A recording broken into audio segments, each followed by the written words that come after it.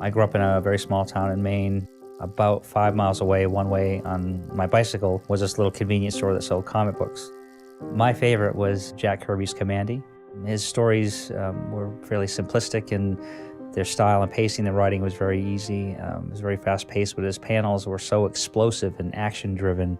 This splash page to this dramatic 2-page spread. And I just said from that day on, I want to be that. I want to be Jack Kirby. I want to be the guy that writes and draws and tells all these stories.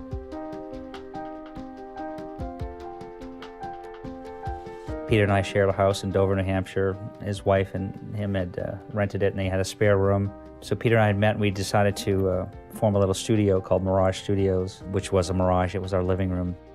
I always thought it was my job to annoy him while he was trying to watch his programs. So one night I did this sketch of a turtle standing upright. He had a mask on, nunchucks strapped to his arms, and I put it on his lapboard, and I said, this is going to be the next big thing. It's going to be a Ninja Turtle. So I did this pencil sketch of 4 of them, all with different weapons, in this dramatic pose with a Ninja Turtle logo.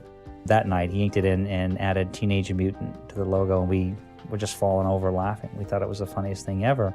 We got up the next day, and as I love to say, we didn't have any distracting painting work going on, so we said, you know, we should really come up with a story that tells how these characters got to be the Teenage Mutant Ninja Turtles. And that was around November 1983, and we started working on the first issue almost immediately.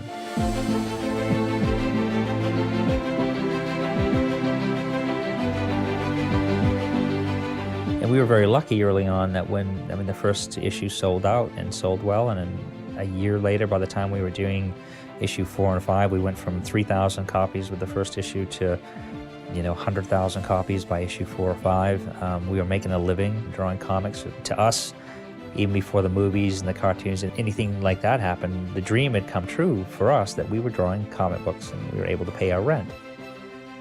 We were kind of discovering who these characters really were, the Turtles, their personalities as each issue evolved, because it was an evolution. We were figuring out as we went along. And I probably heard it later in working on stories that somebody had said, the badder and the smarter the bad guy is, the greater it makes your hero look. The Shredder his costume has an interesting origin in that he came from Peter and I doing dishes one night.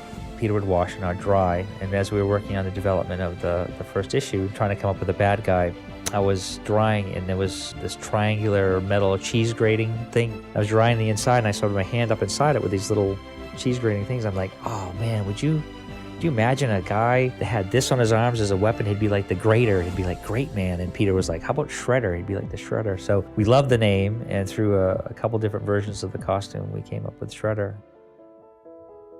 When you look back, what Peter and I did initially was only 15 issues. There was the first 11 issues, a 4 one-issue microseries, and that was the foundation for the entire Turtle legend, I guess, for lack of a better term.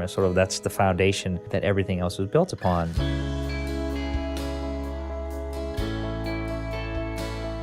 One of the coolest parts of having created something like the Turtles, when I go to shows or do signings, whether it be massive shows like San Diego Comic-Con, or doing small signings for a neighborhood comic book store, the fans are what is the most awesome part, and they all have a story to tell, a personal experience. They were touched by either the characters, something that you drew, or something that you published.